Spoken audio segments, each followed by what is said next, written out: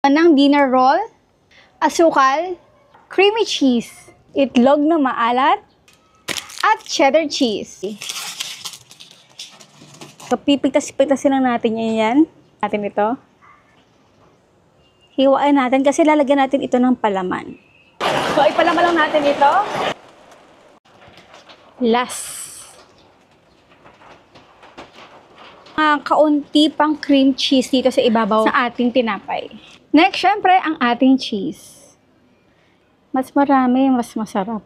Tsaka dapat, nasa iisang part dan tayo ng grater cheese kasi kakalat yung ating ginadgad na keso. Asukal, di ba? Nilalagyan sa ilalim, di ba nilalagyan ng asukal sa ibabaw ng ating cream cheese?